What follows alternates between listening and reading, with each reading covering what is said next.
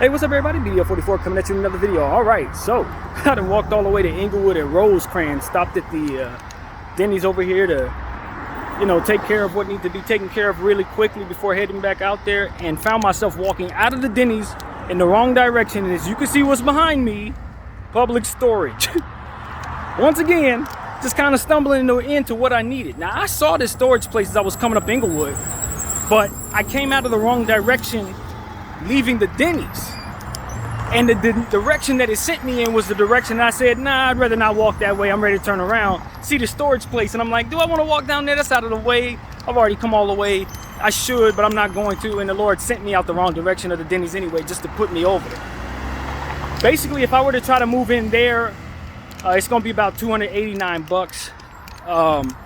with 50% off of the first month.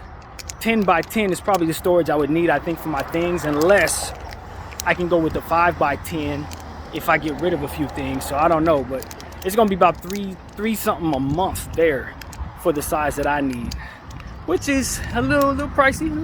I'm not gonna lie, it's a little pricey, but at the same time, that's the cost to do business. You got to have somewhere to put your stuff, and that's what it's gonna cost to be over here. So, the smallest one that they had over there at the other place next to the place where I go to the U-Haul down there, or where I stumbled into last time, they were talking about $180 for their smallest. I didn't price the smallest over here because she was able to show me the sizes, and I knew I wasn't going to be able to go with the smallest. So this is one of those situations where I just looked at it and said, okay, at least I have an understanding of what it is I'm pricing, what it is my budget would be. Probably be cheaper to let go of all of that stuff and just keep the beds and put the beds in the smallest one and let everything else that doesn't need to be go, because I don't really care for none of that stuff to be having it storage for no $300 a month. Heck no. I'm not gonna lie to you guys, it don't even mean that much to me. But this is what I was talking about. I would have likely not priced storage to the last minute if I wouldn't have just taken this walk, but because I'm used to taking this walk right now, no problem at all. So yeah, I'm happy about it, man. I'm happy that the Lord has put me in a position to do what it is I need to do, putting myself in a position to have what I need, and hopefully at this time I could just start to round in the form in regards to making things happen for myself. Let this be the beginning of the Lord kind of guiding me in the right direction, so that everything that needs to be done gets done, and everything that doesn't need to get done I can let go of without any resistance, man. But I tell you, walking down the street, I've been on Inglewood and Rosecrans before, but not on foot. I've driven down here maybe once or twice doing Uber, or Lyft rather. But it just, like, on the way up here, halfway down the way, it just felt awesome to me to see something brand new. When you're like me and you've never left home, like literally never left, with the exception of obviously some vacations with mom in the past, go to Vegas, that kind of thing, but like even your own neighborhood could feel like a whole new state when you've never been outside of your circumference. I mean, I hang around Inglewood, go up to a point in Hawthorne, but I ain't never been down this far, for any reason. So, and as a child, we didn't know nobody on this side of town. We didn't come this far either. So it's like, I'm seeing stuff I've never seen before. I'm walking on blocks I've never been before. And it just feels good, man. It was a certain area back there around 138th, had a lot of spiritual energy, man. You know how I am. I tell you, I feel spiritual energy off of objects. It was one of them buildings that just had so much coming off of it. Didn't feel bad. I'm not gonna lie to y'all. I know when I should be concerned, like it's not welcoming energy. That felt like really good energy. It felt like I was gonna be over there again. That's what it felt like. It was almost the same feeling I had when I first got to the place I'm living at now. When I first got over there, I had a feeling that I was going to be living there. It felt like home, and it felt like I had already been there already. And now that I see how it played out 8 years later, you know what I mean? It's one of those things. So it's like I've learned to trust that feeling. That's kind of how that felt when I was walking past that little area down there around 138th or something like that. It just hit me like a ton of bricks, just an overwhelming home type of feeling, like I've been there before, like I'd lived there in a past life or something. It was very, very poignant and very, very warm. So that's what I want to tell people, man. Sometimes you walk around the hood, people tell you don't be on these streets, But I'm telling you, if you're spiritually inclined, it can be something walking past places that have had a lot of history. When you know the streets have had a lot of stories told, and you know really important spirits have lived there and maybe died there or something like that. People like myself, for whatever reason, we can feel it, man. Like literally feel it. No different than goosebumps on your chest, on your skin, or just I don't know, man. I've never been able to understand that about myself, but I've been like that my entire life. I can just tell, man. I can just feel it. And so that's what it is. I imagine it has something to do with my voice. And what I mean by my voice is just now that I have a desire to talk to others and to be a responsible person and an example for others. I just think the Lord has an intuition about people like myself. Some of the stars I think are in this world, some of these celebrities and stuff like that who have millions and millions of people watching them. If they're spiritually inclined, the Lord will suggest certain things for them, for others. Make them feel a certain way when they go certain places so they don't derail their path. That kind of thing. Intuition that no one else really will have because they're not necessarily responsible for however many people they speak with and show their image to.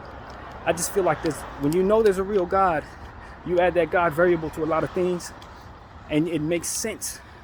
Other things will make sense on the back end of that variable, so to speak. And that's what I think. I think that a lot of our stars, a lot of our celebrities, if they're not demonic, they're being pushed in certain directions. They probably have feelings that they don't tell nobody about because they don't want people to think they're crazy. I very much firmly in a position to want everybody to know that I deal with my mental health, to disarm anybody, including myself, from not allowing myself to go all the way into spiritual energy, all the way into whatever feels natural to me. I feel like it gives me a strength to say, yo, hey, I got my concerns mentally, so if for some reason you want to call me crazy for the stuff I said, I call me crazy before you did. And that's the purpose of it for me. That's the strength of being this way, is it allows me to let myself go. To say, yeah, it seemed a little weird, but since I'm crazy, just charge it to that. If you don't like what you hear, if you don't agree, or if I say something off the wall, like, yeah, I told you I was a mental health person. You know what I mean? But really the reality is, that ain't what I truly believe in regards to that. No, that's something else entirely. And so that's just what I want to share with people, man. I be feeling stuff. I don't know if I'm gonna feel it again. I'm walking on the opposite side of the street where my apartment actually is. So it's an entirely different feeling on this side, I'd imagine. But 139th and Inglewood, you know, this is uncharted territory for me. And it's funny because in LA, you will look at these streets and you will see how pretty it is, and you won't realize how much damage can be done in these streets if you run into the wrong people. Or if you try to, think that it's sweet out here, ain't nothing gonna happen. It can. I'm looking at police right there in front of me. They got the lights on. They stopped somebody. I don't know what they're doing, but I ain't gonna stop to find out. But it's in a fortunate position, man. Very fortunate position. I don't have no complaints about my life right now as it pertains to what the Lord wants to do with me. I think that this walk has sort of purposeful because it allowed me to price storage even further. Granted, I probably won't come down this far unless I'm moving this direction. But nevertheless, the point is, public storage is the common company. And so that's what I've priced, is what they would otherwise have. Now, she did tell me that the prices vary from day to day to day, which I don't know nothing about, but at least I have some understanding that maybe the prices she quoted could go either up or down. And so that's something to understand about storage if you've never rented from a storage place. And she made that very clear. The prices may be entirely different next week when I come back around. But it gives you a general understanding. It ain't gonna fluctuate too crazy, she doesn't believe. Not in such a short amount of time. So, I just feel good, man. I feel really good. I feel free. I don't feel any fear, no anxiety. There's nothing in my mind. Ran into a lady, opened the door for her, and she said something to me in her language. And she was Ethiopian, and I didn't understand it, and she was shocked. She was like, "You're not Ethiopian?" I was like, "No, ma'am. I've been told that a lot of times. I look it, but no, ma'am." She was like, she thought I was her countryman. So that was really interesting to me, just to see people not really necessarily know of my nationality, but to automatically assume that I'm from their country. Kind of cool. So, yeah, I thanked her for that. I took that as a compliment for sure.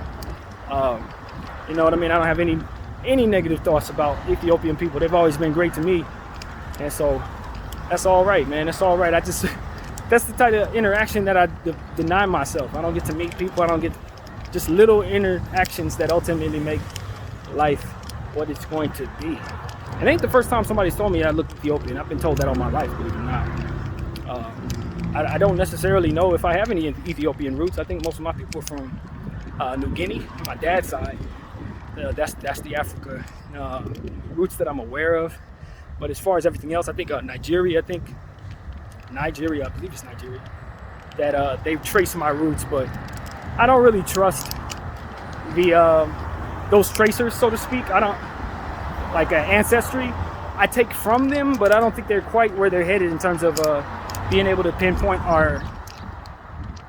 who we are. And the reason why I say that is because they don't detect any Native American roots. And I have a great deal of Native American in me, a whole lot. So if you can't detect that, you are definitely not detecting my full DNA.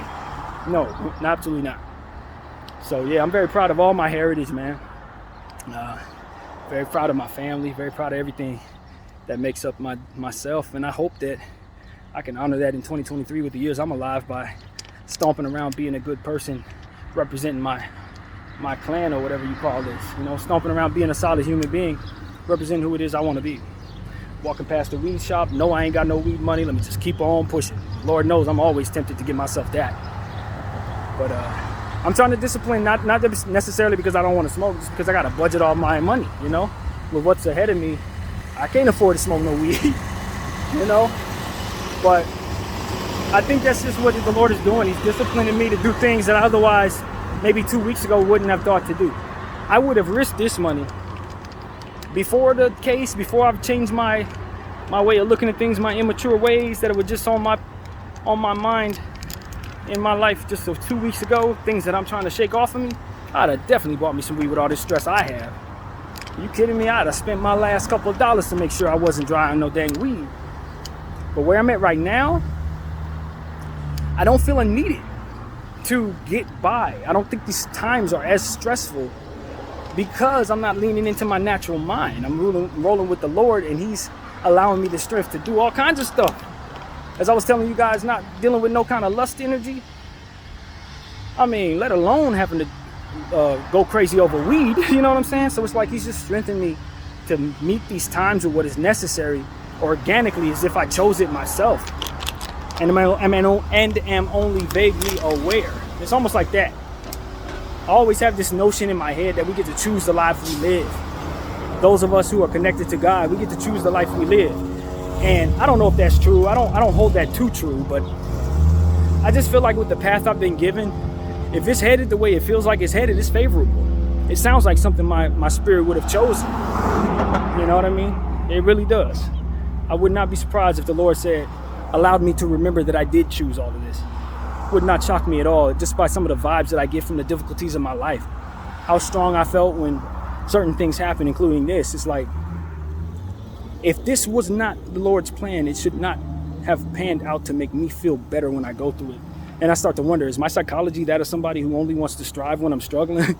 Is my psychology that of somebody who thrives in horrible situations? Like, am I welcoming this? Because it feels like I was, based on my choices, how I backed myself into it. But I don't choose that. Not consciously. I don't choose that. I just think that when it comes down to it, people tell you the hard times make you stronger. They really do. They really make you stronger. And you can become stronger if you choose to by doing things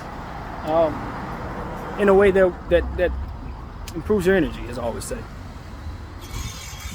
And I just feel like that's what God is trying to do. He's trying to improve my energy overall, make me feel a lot better about whatever it is I got going on, and not worrying too much about what it is that's outside of my control or what everybody else may consider.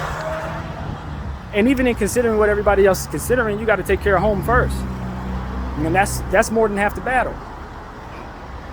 While they're saying whatever they're thinking and while they're reacting to however they feel, you got to make sure that your head is on the right way. And as long as you focus on what it is you have to do, you're never spending too much time on what it is that's not coming your way from someone else. That's the conditioning I've learned to have. That's like the secret I've learned for myself. It's like, the more busy you stay handling your business, the less busy you're gonna be worrying about somebody else not handling theirs on your behalf. You know, and that's how I feel. I feel like the Lord is making it so that I can stay busy.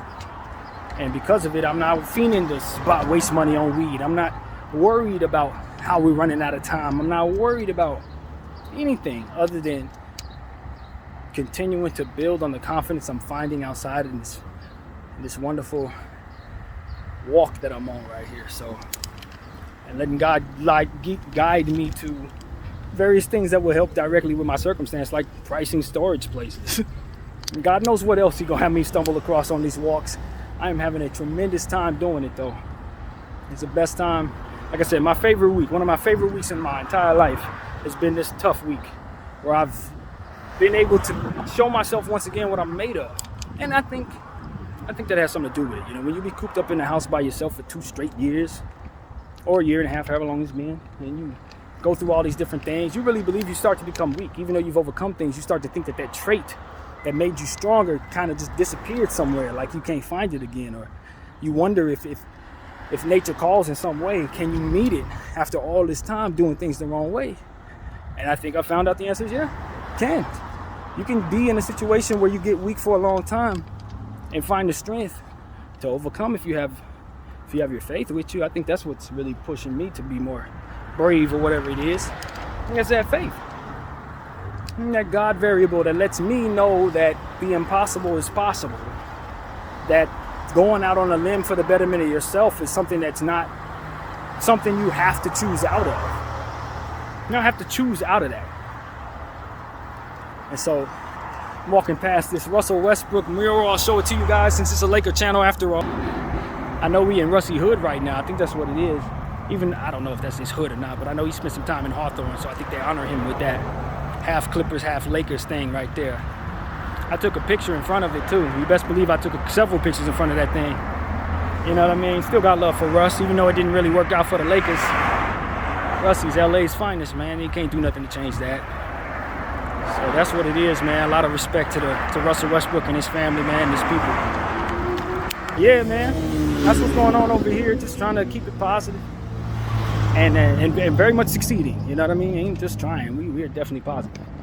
And you know, just happy that the Lord has just liberated me from the ties that my mind had allowed me to feel, and to be able to meet these moments with the type of self-love that I would only hope to have when thinking about whether or not I can handle these things or not. And hopefully by way of that, I can show you guys, not that I'm strong enough, but that we are strong enough. This ain't no I. No. Because I don't find this strength without the notion of someone on the other side of this camera who would dare care at all.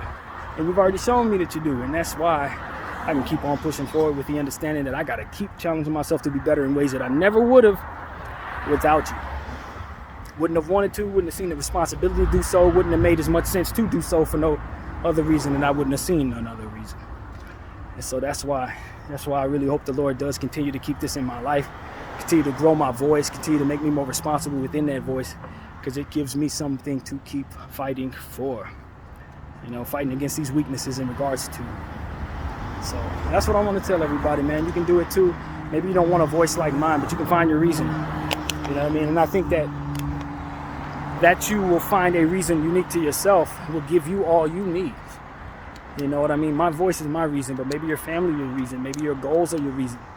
Maybe your hood is your reason. Whatever your case, whatever. I don't know. Your businesses. But the point is your reason. If it feels right to you and you put God first, I guarantee you, you will draw strength from that reason and from that purpose. There was something else that I wanted to say. It came and went. As soon as I saw Russell Westbrook's mural, I stopped thinking that thought and it left me just as quick. But I'll tell you, it's another building I like a lot. I wish I would have stayed across the street. It's this auto building. It just looks like something I seen when I was a little kid. And yeah, I'll show it to you when I walk past it. But that's just the reality of it, man. We're in Hawthorne, deep in Hawthorne. And I got a lot of love for this area. My mother's cancer center was somewhere in Hawthorne, where she was going to get her treatment and stuff like that. So I've spent a lot of time in Hawthorne, not this deep in it though, but Hawthorne is a solid city, man. Plus, I got homies. As I've told you guys that I worked at Park Place. I know one of my boys is talking a lot about this area too. He called it Hawthorne. Shout out to D. He called it Hawthorne. And I think that's how a lot of locals call it. I call it Hawthorne, but that is not how he said it on a very consistent basis, man. That's my guy. And so that's what it is, man. Just enjoying new stuff. This is that building I was telling you about. It's like an auto building. Really nice. I like that. For some reason, I've always liked this kind of thing. It's like not futuristic. That's what it looked like. In the 50s, they thought things was going to look like that. And I always liked that style, man. Always liked that style. Quickly show it to you guys. I don't want them to think I'm some type of, like I'm doing something I ain't got no business doing. Just like the way the building looks, you know? Ain't nothing but a little something. But yeah, man, I just love where I'm at in my day. Love that the Lord gave me some type of purpose for walking rather than just walking aimlessly, because that's what I was praying for. Let me stumble into at least something that can contribute to my situation. Rather than me just walking aimlessly to help myself, I need to be doing certain things. So the Lord had me stumble into a storage place. That's all I ask. You know what I'm saying? Because at the end of the day, He knows what I even need. Maybe I don't even need the storage place, but I'm not aware of that. So I just ask that He put me in a position to do what it is that'll make me feel good about my circumstance. You know what I mean? And that's what I ask for. Because at the end of the day, we could tell the God, yeah, you know, God, give me the best security job in the world. And He's basically got it in His plans for me to, you know, have a different type of job entirely. But that I don't know that, and asking for something, He might ultimately have me run into a situation that I get hired anyway. And then I don't keep the job for more than a week. But I don't necessarily know that. You know what I mean? This is the point that the Lord will humor you for what will make you feel better. Sometimes even if it's not meant for your walk. That's what I'm finding out. You know what I mean? I got personal goals, God, and I don't know if I'm going to live to even see them through. But can you give me a drop in the bucket to make me feel like I'm at least doing something? He'll do that. He will literally do that. And you never know. Maybe He'll switch some things around. You know? God reserves the right to change His mind. Maybe He planned on taking you out, but then He found out you have a new passion in life. And maybe He found out that He has more use for you yet. You know what I mean? Who knows? I think that's the importance of trying to improve our energy. When you put that God variable in there, you realize that you can, in theory, appeal to that energy. Now, I don't know if it can buy us any time, but I don't know that it can't. When you do your best and you haven't been your whole life, I don't know that it can't buy you some time. I don't know that. I'm not preaching that, but it's worth a shot. So that's another reason I'm like thinking about certain things. It's like, how can I appeal to the Lord to see to it that He gives me a couple extra years? Maybe He doesn't have a plan for me to have a family, but I want one. Can I appeal to you so that you would put it in my story anyway? That kind of thing, you know? Who knows? Whatever He wants to do. But the point is, as long as you got another day to live, I'd imagine with the God variable being true, you can appeal to that. You can appeal to Him and maybe get some things done, and maybe you don't feel like are even within your reach right now. You know what I mean? Do what comes naturally to us. And a lot of times what comes naturally to us is to doubt. A lot of, like me, to look into my own mindset. Like my uncle was saying, let our natural mind that is stupid in nature tell us something that doesn't necessarily equate to what we need or what's best for us. You know, one of the prayers that I've been praying today is to help me not rebuke things that will help me get to where I'm going. I don't want to do this, I don't want to do that. Yeah, but it's your best path to where you want to be. You want to get to where you want to go, right? Yeah, all right, well, you got to start there. But I don't want to start there, okay, when you ain't getting where you're going. And so those are the type of things that's the argument in my head that I'd like to end. That has kind of kept me in spaces that didn't allow for a whole lot of success, didn't allow for a whole lot of production. It's just rebuking every single thing that renders me in one spot. I don't want to go there. I don't want to go there. I don't want to go there. I don't want to go there. Okay, you're going to stand still then. And you won't be pleased with standing still. So how about you ask the Lord to help you not rebuke things that otherwise you would rebuke in your natural, stupid, so to speak, mind. You know what I mean? That voice in you that tells you you're a psychic and that you know what comes with what. It's going to rebuke something that you have no business rebuking. And that's what I've come to understand. We want to rebuke things that don't help us, including these wants that don't serve us any. You know, I want to do this. I want to waste money on that. Nah, that ain't going to help me. That ain't going to get me where I'm going. This is chess, not checkers. So if you're going to continue to lock yourself into a corner with what it is that really isn't really best for you, only seems like it's best for you because you think you know and you don't, and vice versa for the things that you think is worse for you, it really ain't worse for you, you just think it is. Maybe you'll find happiness that you don't even know exists in those places that you rebuke. And maybe that's the purpose of the enemy inside of you allowing you to do so. When I speak of the enemy inside, it's when you don't, go to God, don't kind of do the work, so to speak, in your spirit. That voice will tell you to rebuke things that are most definitely meant for you. And so that's what I've come to understand. And moving the wrong way for a long time, having bad energy by default in certain instances, is stuff that would never change, that would ultimately welcome the wrong things into my life, would make it so that voice is consistently wrong. And that's what I've also come to understand. I wasn't moving in the spirit when I was making decisions. I was praying to God, but I wasn't moving in the spirit. I wasn't welcoming the right energy. It was just coming my way. Things were coming my way. He'd save me, you know what I mean? But it would always be a need to save me because I would always end up rebuking things that would take me down the proper path. So that's the prayer this morning, is that realization after 39 years, damn near 39 years. I'm going to be 39 in 2 months. 39 years of doing this. It helped me realize that's why I've been stagnant. It's because I've always rebuked things that help me. School, don't want it. Talk to that person, they can help your situation. I'm scared. Answer the phone, see how they're doing so you can cultivate that relationship. I don't want to. Because I think I know. Because I think I know. All these different things that I say are mental health concerns, because really that's what they were.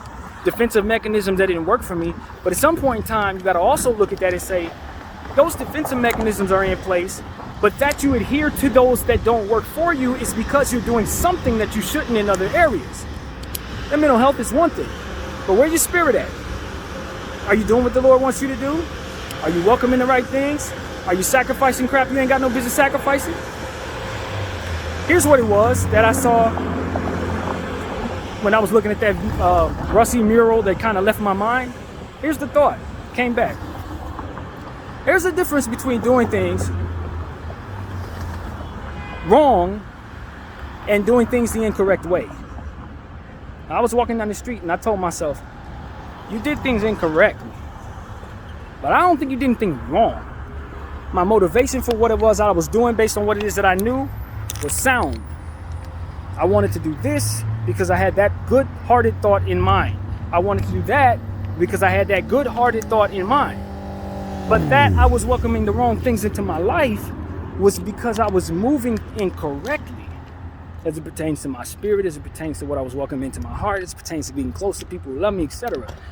Allowing myself to stay in weight and I wanted to leave the house, telling myself that I didn't want to do that, refuse to do that, can't do that, and shall not do that. All these different things that just were incorrect for the life that would ultimately bring me the happiness that I wish to receive. Now, granted, I was on timing because all of this is the wisdom that I needed. All of it was wisdom at a time that I needed it. It came to me in a time when I can give it to you organically. If I would have did everything correctly, I wouldn't have the lesson to share. I had to learn this on my own. But that I learned it gives me the opportunity to share it with you right now. And I wouldn't have it any other way, which is why I go back to saying I probably chose this. But nevertheless, it's like, that's what it really comes down to. You may have had things done the correct way, but your heart wasn't in the right place, so you did it wrong. You did wrong. Maybe you did it correctly. Okay, you're supposed to step on that, step on that, step on that, step on that, and you get $100 million. Okay, you did it correctly, but you was wrong because your spirit wasn't right, your intentions weren't right. You meant for destruction, you meant for harm, you meant to exploit other people, maybe not pay them correctly or whatever. You did it wrong, and because you did it wrong, you're due for things to not work out. Just like as if you would have did it incorrectly. You're asking for the Lord to tell you no in regards to what it is that you're doing. Meaning you're going to get what it is that doing things correctly will get you, but you won't be able to keep it because you did wrong. And so that's what I've come to understand. It's like, Lord, did I do anything wrong? Yes, well, by way of definition, yes, you did some things incorrectly. But did you do wrong? Nah, my spirit was in the right place. I had the right thoughts in mind based on who it was that I was. I needed to change so that my good intentions could be pointed in a way that is not only right and righteous, but correct. Because once you do things correctly with the right intentions, then you can really get the best out of it. The Lord doesn't have to come save you from your incorrect good intentions like he always has to do me, or come and rebuke you for the things you did correctly that was in the wrong spirit. So it's about trying to figure out self-awareness is so important. And that prayer for those of us who are not blessed with that self-awareness is even more so important, so that he can check us where the Holy Spirit would otherwise not be in our hearts for whatever reason, because we don't think we need to check ourselves. He can put that in place somehow for us to receive and then get back on track with doing things correctly and righteously. And then you can start to appeal to that favor. Once you start doing things correctly and righteously, you can appeal to the favor of maybe getting some things that maybe the Lord don't necessarily have in your way. Not necessarily because he's changing his mind, but because that's going to be the direct result of doing things the right way, the correct way. So that is the full thought that ended up leaving my heart when I was over there initially thinking about how distracted I felt when I was looking at that Russie mural. I had to get that into this camera because it was a very poignant point that really speaks to everything that I've done wrong in this life, or incorrect that I've done in this life. Why I only have what I have, why I'm in this position right now. Good intentions, doing it right, but very much incorrectly. Very much bad for what it is that I'm trying to accomplish. And so becoming a better human being can help me understand where I've been incorrect. Becoming more willing to do the things that I was shying away from that were better for me is one drop in the bucket to help me understand the rest of that. Because you got to take that first step to do things either correctly or righteously, so they can open the doors in your mind to help you see where you've been doing that the wrong way or the incorrect way in other areas. And that you just think maybe I could be doing things that way, the wrong way, incorrectly. Maybe this particular area I see it. Maybe I don't see it in no other area, but here, yeah, not it. That's when you start saying, okay, well, where else did I not get it right at? Where else did I do things incorrectly or what have you? And that's what he helps you understand. And you start to one by one fix your life. Fix your life. And look, when you start realizing you've done those things wrong and incorrect, the feeling that I got was, how do I turn it around right away? For me, it's like, okay, I don't be applying for stuff. I don't have the notion that I need to set aside time to plan every day. I don't have the notion to call people that I'm used to not talking to ever. And as a result, those relationships ain't as strong as they need to be. Those people don't know of my heart the way I want them to know. How do I work it into my equation to call them as much as regular people call people when they don't have these type of ways of thinking that I do? The answer is that you can't do it overnight. You're not even sure if it's going to make any sense for you to start acting like somebody else. All you can do is let the Lord guide you in regards to that, so that he can start getting you in the rhythm of things instead of turning you into somebody that you're simply not. I'm not the guy that's going to call all the people in my Rolodex every single day. That takes away from who it is I naturally am. But I can definitely shoot some people a text that I never know, that I usually don't communicate with. And that's what it was for me last night. I found myself doing what I naturally did, always. And I realized that I had told my sister I would check in with her yesterday. The day before yesterday, I told her that. And naturally, throughout the course of my natural day, I don't never reach out to my sister. I'm used to never ever speaking with her. So I had to step aside from what normally came naturally to me and put a text out there to let her know that my word is my bond, and that I appreciate what she's done for me and how she's reached out to me. And I don't want her to think that just because I'm used to not talking to her and used to not reaching out to anybody, that I now feel like that's the way for me to go. It's not. I want to be able to be in people's lives as much as they would want me there, especially if I love them as much as I love my sister. And that's never been in my life, that notion to do that. It's literally day 2 for that. I've lived 39 years never talking to people. I've lived 39 years alone, comfortable, and wanted it. And when you wake up one morning and realize you want to do things differently, you can't start doing it. You know what I mean? You can't just turn it on. But what you can do is, just like I said in regards to a different conversation about applying compassion in the moment, not necessarily beating yourself up for eating meat when you realize the Lord may want you to kind of cut back on your meat eating because there's some compassion He has for animals that maybe we've never adhered to or never been taught to adhere to. But if you wake up in the morning and realize that maybe it's best for you to cut back on meat for that reason and several others, it may not be the right thing for you to do to try to hang yourself for eating chicken all your life. No, maybe it's just best for you to apply that compassion in the moment and order something else with that meal. You know what I mean? That particular meal. Think of what it is we're talking about that day and just don't simply adhere to it that moment. And that'll be good enough to start to change you and start being a drop in the bucket that can ultimately tumble forward to you being better in that area, whatever it is that needs to be done. So this is the same thing. I don't need to call my sister every 3 hours to make up for all the years I never called. I just need to work it into my equation to know that when I think of her, it's a great idea to shoot her a text, to let her know and communicate that this is something I want to work through.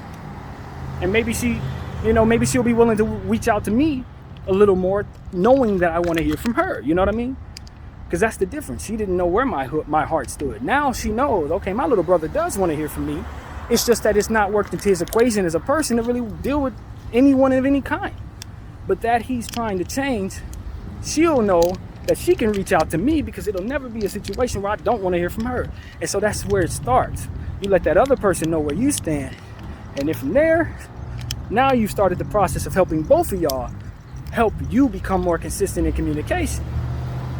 That's the same thing I said with my uncle, man. I told my uncle some things that I hadn't had a chance to say to him because it just was never in my natural comfort to say, yo, I love you, I appreciate your character, thank you for what you've done for me. It was never in my character to do so. I never saw that as something strong for me to do. I never saw that as something that I felt was comfortable or whatever. But now that I've gained new understanding, desire to be more mature, desire to be just correct in this way, it's like, yo, this is day one of me telling people I never wanted you guys to see me as somebody who didn't want to be around you. I just simply struggled with the idea of wanting to be around anybody.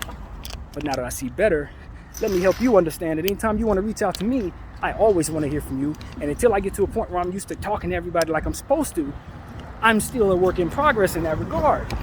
And this is how we mature. It's not just on you to hurry up. All right, let me call everybody right now. No, that's not what it is. It's about slowly progressing to becoming more and more social. And that's what this is for me, going outside. I started walking a couple blocks. Then I walked a little more blocks in a different direction. Then I walked another more blocks in a different direction. Now I'm walking 40 blocks 7 days later because I built the desire to be out the house. 2 weeks ago, I didn't want to walk to go put my trash in the trash can. I would feel anxiety. Now I'm walking 40 blocks a week later. It's because I know what it takes to build based on the fact that I've been able to build from 20 squats to 1,800 squats. So now I know how to build other areas. You see what I'm saying? It all comes back around. The lesson's all the same, you know? And that's what it really is. The lesson is all the same. You're just building. You don't have to overdo it. You don't have to, be a volcano with all the stuff making up for everything you didn't do, just blowing through, just trying your best to just do it all. No. Just do what you can around the circumstance and trust that your building will make you who you want to become. Your process of taking one step and turning it into 2, turning it into 3, turning it into 4,000 will be enough. So I always tell people, start small and don't weigh yourself against someone else. You try to get under the bench press, try to bench press 350 pounds when you ain't never lift 50, you're going to injure yourself. But if you start at 25 and you commit to the work and you commit to being patient with your body as it builds, you will look up someday and will bench 350. Some people take sooner than others, depending on your genetics. That's not what we're trying to measure. The point is you're building. And you will get to where you're going so long as you're patient with yourself. Patient with yourself. And do not give credence to people who refuse to be patient with you. Don't give them any credence. They're no different than naysayers in your head that'll tell you to do things incorrectly to get the right results. Absolutely not. Those naysayers don't need your effort. What they need is these lessons. They don't need your effort. They don't need you to be trying to work on them. You need to be trying to work away from them so that you can become who you want to become. And that's what I'm here to tell you. A lot of times we'll point our effort in the wrong directions. We'll think that the wrong people are meant to give us the right energy, and they're not. They never will be. If they're the wrong people, then that's just where they are. They're the wrong people. You can love them. You can think they're the greatest. You can think they got your back. They can prove to you in some areas that they're reliable, but in the ones that you need them to be, maybe they won't be. And because of it, you might have to pull them into a different category of your life that doesn't have them being as close or have you doing so much to try to make them happy. So that's also in my heart to tell everybody. I've done that a lot of times. And you know, it doesn't make me any more confident that I can do anything positive. You got to get those negative naysayers that you can't do it, people, out of your life. Get them out of your circumference, prove them wrong, or leave them to their own opinions. But build what you have to build. Build what you have to build. That's all I'll tell you. Because at the end of the day, if you do that, then whatever it is that they're saying is simply untrue. And no matter how long it takes for you to prove them wrong, eventually you will do that. So that's what I tell you. Keep working on what you got to work on. Work your progressions. Build what you're building. Know that you have my support. If for no other reason than you're supporting me right now. So if nobody supports you on what you're building, trust you me, Brandon is a fan. I'm trying to push you there. I'm trying to push you there on your own pace so that you can keep what it is that you're building. You understand what I'm saying? So that you can keep what it is that you're working hard to have. I don't want you to ever lose what it is that you're trying hard to get, man. And that's why we talk about having your energy right. You know, making sure that you're a leader in situations where people need you to be and are teachable in other areas where you need to be. Because at the end of the day, what you really want is to be able to keep what it is that you're working so hard to have, man. And there's so many people, we are taught how not to. We're taught how to do things the wrong way so that we'll deserve to lose things. Incorrect ways, not necessarily, because I don't think people are teaching people to do things incorrectly. I think we fall into that by way of our ignorance. But wrong and the wrong actions without righteousness attached to it, yeah, we're taught. We're taught by way of our cultures to be unrighteous, to be spiteful, to be selfish, to be materialistic, to be sexual in nature without love attached, and all these various different things that will not allow us to keep the things that we want to keep, that'll make it so that we lose our freedom, lose our lives, lose our comfort, lose our status in good health, lose our reputations as good, solid, whatever the case, people, you know, lose your reputation as somebody reliable or what have you. People can't trust you. Now they're looking at you crazy when you come around. You can build your way out of that if you have that. It's going to be a lot of people who ain't going to trust you after you've proven yourself to be untrustworthy. But just like I'm waking up to new maturity, there's no reason you can't wake up to new maturity. And listen, once you get to where you're going, where you're not like that no more, and everybody around you still thinks you that person, I think it's time to move on from that place. It's not that they're wrong. It's just that that's not who you are, and they're not necessarily ready to treat you differently because it's not necessarily something that they're doing. Maybe it takes the God variable to help them see the changes in you that you want them to see overnight. Maybe you did enough to make them say, hey, that boy ain't never gonna change, that girl ain't never gonna change. But that you start the process of changing. It's very important that you get away from those people now. It's very important that you get away from those people because they will frustrate you into a place, if you allow them to, that'll revert you back into those frustrating spots. The enemy wants your soul. The enemy wants you to do things the wrong way. So he's going to take your progress and have you tumble backwards with those that are naysayers who may be actually true in seeing the naysaying actions in you or whatever. Maybe they have a good reason for it, but that ain't the point. You change now. You change now. And if they ain't ready to embrace that you changed, or if they ain't ready to see the changes that you're trying to make, then you need to get around people who do not know you, that you can be that a way around. The new way. But I'll tell you this, if you revert, if you haven't made changes before you leave where you're at, and you think that everybody's supposed to see you differently even though you haven't made those changes, then the prayers you must pray are self-awareness prayers. You gotta get those conditioning of your mind and stuff that we've been talking about so that you can start welcoming the right energy that will ultimately make you change so that people will be wrong about you when they say you haven't. And like I said, it don't come with you doing it all overnight. If you're used to doing all kind of awful stuff, maybe you have to wean off of that. But understand, as long as you're doing things awful, all it takes is one chance for things to go completely wrong. So if you can stop cold turkey, that's for the betterment of you. I believe that. If you can stop cold turkey with stuff ain't got no business doing, that's what you want to do, man, because life is short. We don't know how much time we got, so we don't want to waste it giving ourselves excuses to not do our best, especially with stuff that we know damn well it only takes one time to ruin us. You feel me? If you're used to the worst of things, maybe you're a thief or something. Maybe you've been getting away with Grand Theft Auto for the last 25 years. If you know you're ready to stop, that's something to try to do cold turkey. Because the next time you do it, and I've seen this before, people rehabilitate, revert, and that'll be the thing that get them thrown in jail forever. And there'll be a person in jail who's changed their life. They ain't even like that no more, but they paying for all of it because they got caught just reverting. And that's the importance of keeping your energy right so that you don't allow yourself to fall into circumstances that will force you into reverting, getting frustrated because people don't see that you changed, feeling frustrated because people ain't necessarily seeing the light in you that you're now trying to show after all this time, that type of stuff. That's why it's important you not only do the work to get away from those old ways, do the work on your spirit so that you can welcome the right spirit into you to speak to you how to do things, but also put you in a position to feel good about the life you're living. You'll feel good about the life you're living because you won't have to worry too much about what other people think of you. You'll be too busy listening to that voice inside of you telling you how to change, telling you which way to go to keep your business in order, you're doing things correctly, and all these different things we're talking about. So that's what I'm here to say, man. I think there's some people who may be listening to me, who've been listening to these therapy sessions. They want change, man. They want out of this situation. They don't want to have to keep doing things the same way because they're tired of people looking at them the same way. I know I've been a misfit for 38 years, but I'm tired of being looked at as a misfit. So what I got to do to get these comfort zones out of my life that allow me to feel like that, to be like that, so that these people can stop looking at me like that, so that these people can stop treating me like that. Well, this is how. This is exactly how.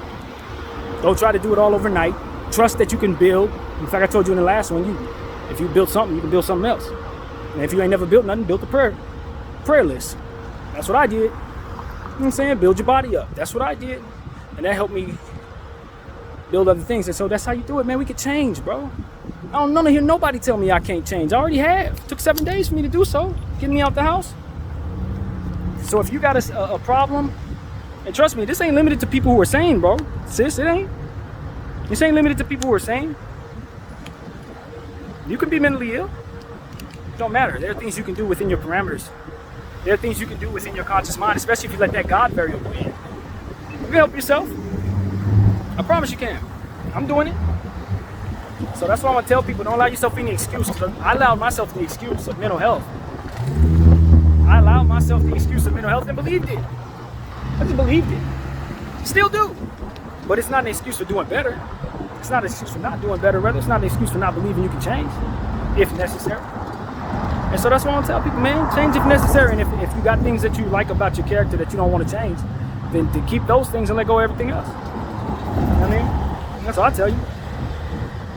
Like, for example, my channel, I ain't gonna let it go just because I gotta spend my time doing something else. I just gotta cut back on it if necessary. And so that's what it is, you know? Keep the good stuff, let go of the bad, and don't worry about what everybody else is telling you in regards to you can't do it. You already have. That's how I see it. My mother told me something, and I've heard this in religion as well. You speak of things as if they already are. You speak of things as if they already are. Not as if they're coming, but as if they already are. And as you do that, you will make them so. You'll make it true. And so I say the same thing about changing. If you're intent on changing, you already have. Because the you that didn't want to change didn't make that decision. You understand what I'm saying? Just because you haven't shown yourself that you can do it doesn't mean that the choice to do it isn't already doing it. It is. Now you just got to take the steps in that direction to change the conditioning of your heart and your mind, but that you've chosen. You started the process. That's all you need. You know what I'm saying? Just like I tell you, all you need is a faith of a mustard seed. That's all you need in regards to changing. Like, Lord, I don't want to be a hater no more. Boom. You've already begun the process of not. Because the hating in you never thought that. The you that didn't want to change never made a change. Never decided to change. Never thought about changing. Never looked at changing as something that would be desirable to you. Until you do. And then you have. And that's enough to get you going. It's most definitely enough to get you going.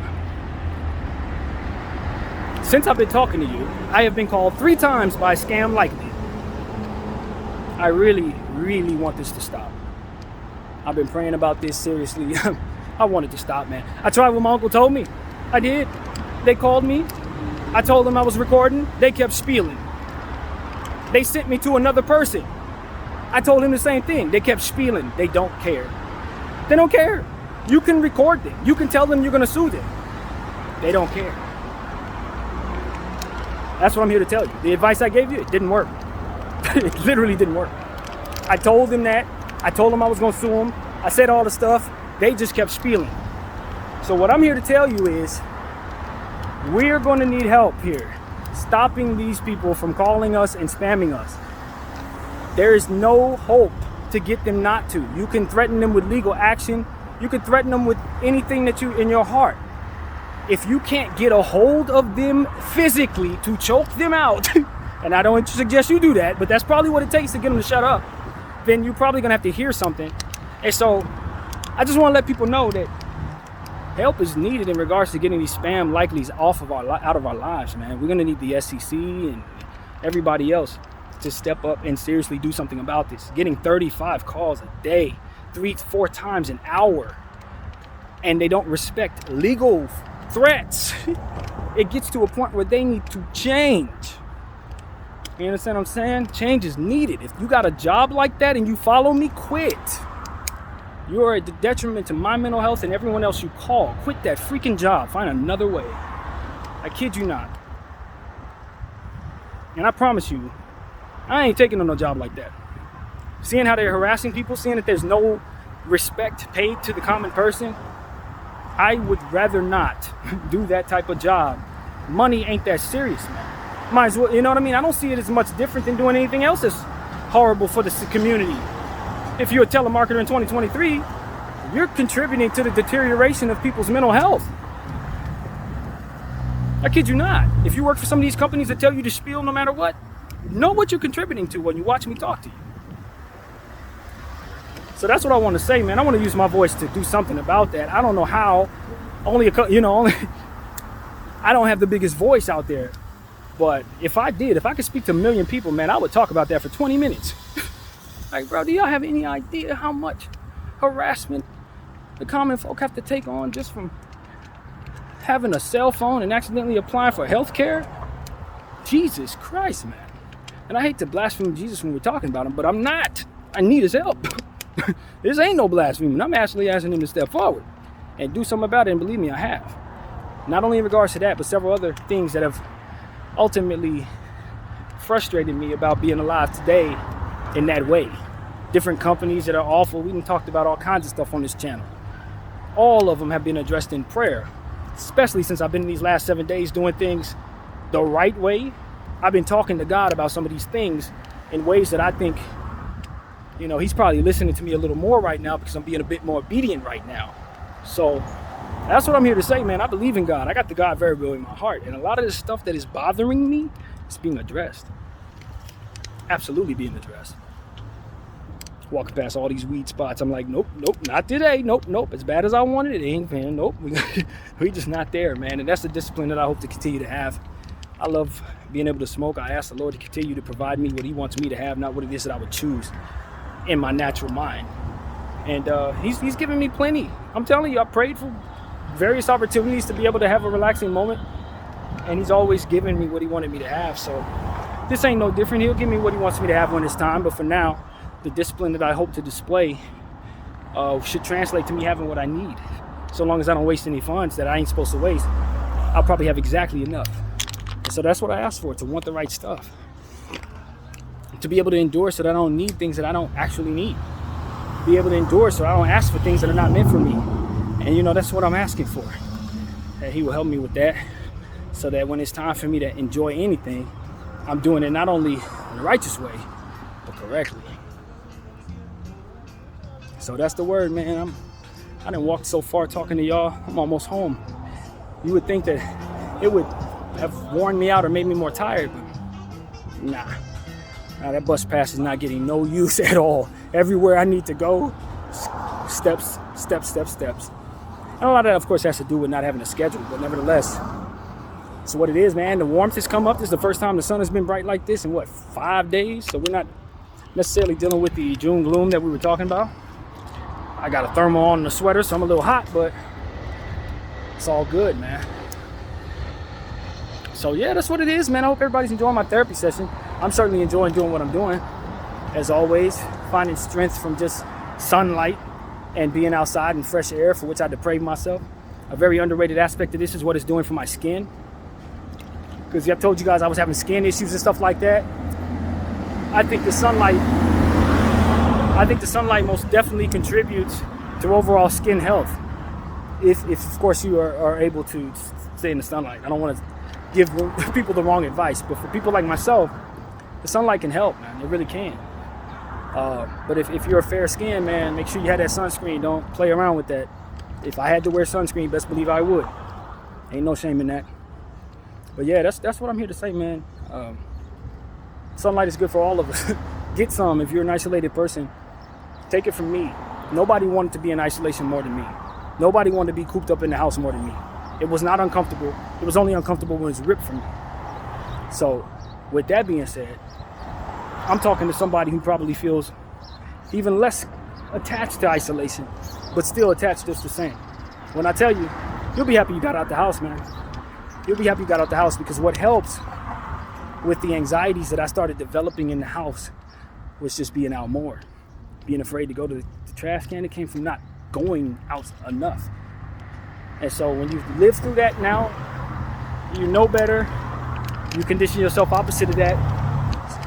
And as a result, you feel more comfortable in every setting, both alone, because that comes naturally to me, and out and about, which doesn't come as naturally to me. You keep both. So that's what I want, the best of both worlds. I want to be able to live alone for long periods of isolation if it comes down to that. And I want to be able to get outside and be outside every day for the rest of my life, because I'm better for that. So that's what I got to say, man, conditioning of the mind. I don't want to believe that I can't survive anything. That's what I'm here to tell you.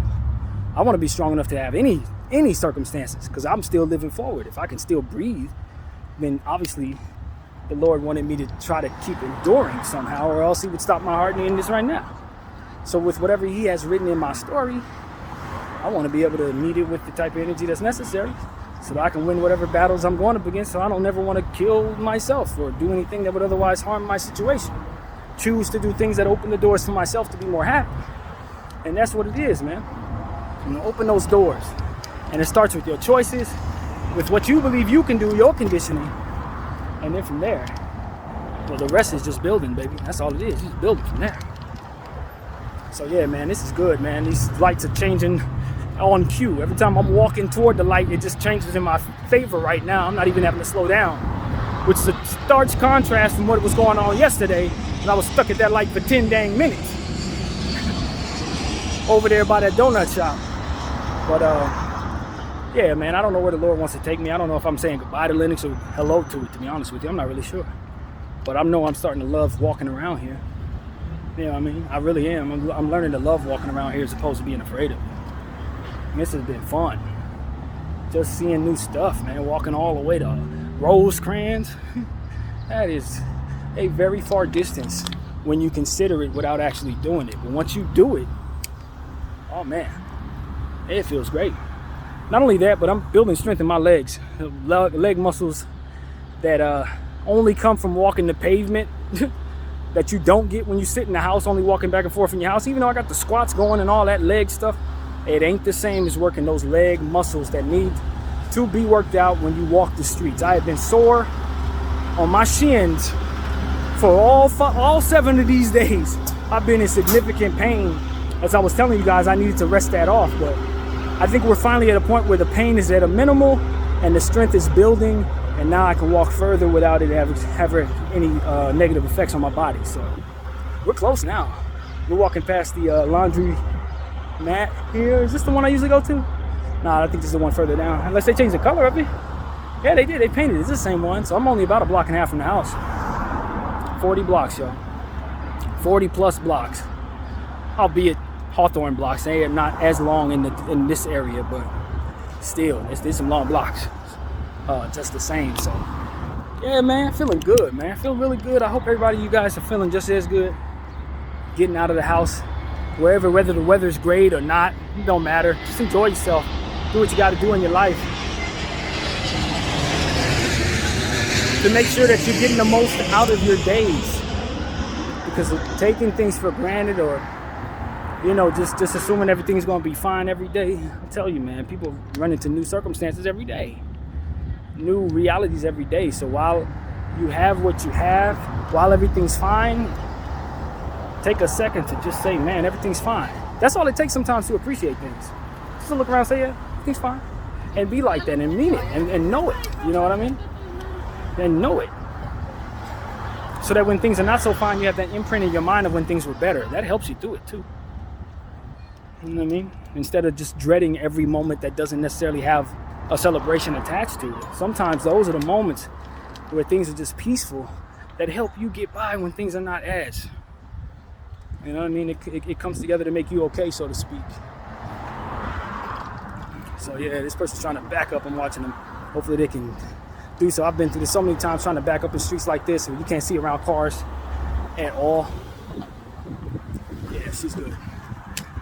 But yeah, man, and also, when you're isolated, if you're anything like me, I was raised to be observant. My mother always told me to keep my head on a swivel, even when I was a little kid. She would say, your head is only pointed in one direction for too long. Look around, son, see what's going on around you.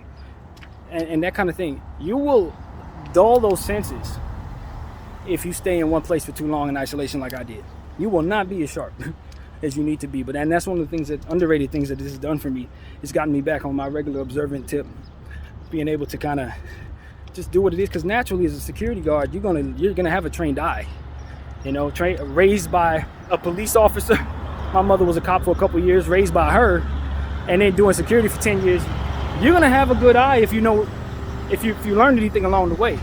And so for me, dulling that out was a major minus for my personality. I need to be able to keep my head on the swivel at all times, just like anybody, anywhere really. And I'll leave you with that also. There's really no such thing as a safe place. I think it's the notion that safety exists that often lets people fall into fear in places where they're told safety is not. But when you consider the fact that people get robbed in broad daylight on the Rodeo Drive, one should not be afraid to walk down Inglewood Boulevard. You know what I mean? Within reason, obviously. You ain't gonna do it at 3 a.m, but I'm saying like what I'm doing right now, it should be no reason why you're that afraid to do that, but are comfortable to walk down the Rodeo Drive. Because I'm telling you, anywhere in Los Angeles, when you're from here, you know. Anywhere. There's nowhere that anyone that's a local can't reach. That's what I've come to understand. With the train and everybody having cars, with everybody who's from here having, just by nature of living here, had to be on different sides of the map in this city. For example, I went to school in North Hollywood. I just walked down Rosecrans. I'm from Hollywood. I've spent time hanging out in Long Beach. Like, if you're from out here, you're gonna have ties to everywhere. My family, half of them from Pasadena. My uncle was in Carson for a while. All these different things that just put me all over LA. And what I'm telling you is that's how it is when you're from here. A good portion of people are gonna be everywhere. You know what I mean? My mom and I used to go to Burbank a lot, Glendale, went to church in Crenshaw over there by the jungles, like everywhere. And so that's what you got to understand about living out here if you're not from out here, is that everybody has ties to everywhere. I got people in Altadena, got people out in San Bernardino, even further, Oakland, like, that's what I'm telling you. So don't think that, with respect to the beauty of the state, there's not really a place that the bad can't get to or isn't comfortable getting to. That's what I'm here to tell you. If the element of bad wants to get to where you are, it probably knows the land if it's a native. So, I think that's what I gotta say. I didn't want to leave you on a negative tip, but I always want to leave people prepared for the best and the good of things. And so now I'm back to my temporary home, where I'll be here for at least another 6 days. And this has been one of the best days for this process. One of the very best days. So I just want to thank the Lord for allowing me to get home safely, allowing me to make all this content for you guys, and I want to thank all of y'all for letting me do what it is that I do every day. Speaking of y'all, BDF 44, I'll take you off watching.